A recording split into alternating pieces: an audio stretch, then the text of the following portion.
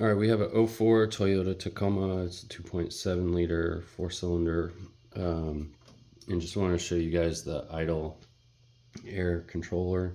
So this had a high idle, the computer wasn't controlling it. If you have a scanner, bidirectional scanner, you can tell the computer to adjust the idle, and if it's not adjusting, and you've eliminated any source of air or vacuum leak, so like a cracked hose letting in air, unmetered air that would be outside of what the computer can control. Eliminate all those variables first, but then you're going to want to probably take the throttle body apart. There's two coolant passages that I just block off with 1/4-inch extensions. And then you're going to want to go ahead and take off this assembly here. So just removing these screws that I have in here. You probably want to put this in a vise and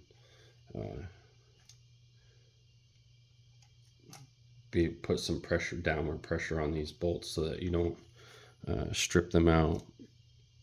I just want to be careful because this is all assembled now. But so you have this gasket here that's separates the coolant from the air intake passages for the idle motor. And set these aside. So this is the idle air controller, and basically it's a little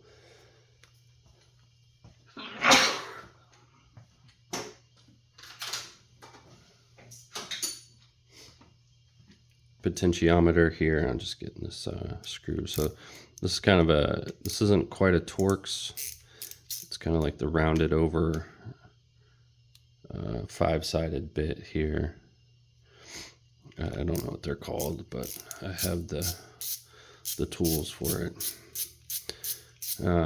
If you strip these out, you can just grind in a slit and use a flathead. But so you want to take these out. This is adjustable. You'll just kind of want to keep it. I just center it up and put it back in. The computer will be able to kind of relearn home position. So the thing with this is that it's not a geared connection, it's just a magnetic connection. So the computer doesn't know really where this is physically. It just knows what it tells this sensor to put it at. But basically this can get seized. This is your adjuster here. And basically it's a little throttle blade that moves and allows precision adjustment of the airflow. And this is how the computer controls the idle. So if this is seized, you want to lube this up, spray it with, brake clean, or you can use a Berryman B12 to break up the crud that's in there. And then you're going to want to lube this up, lube the bearing, and make sure that this spins super free. And this, if it's stuck, this is the source of your idle, uncontrolled idle problem.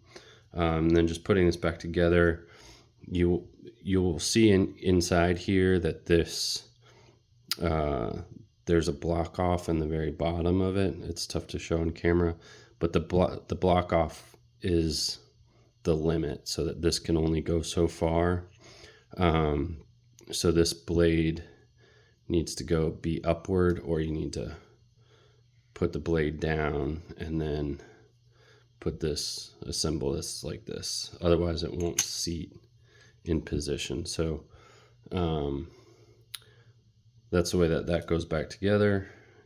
And then just want to tighten these up, and you would just want to, and then you may want to take some like Q-tips and stuff in there and clean that out, and just make sure it's super clean in there, and that you don't have the stuck blade as a reoccurring problem.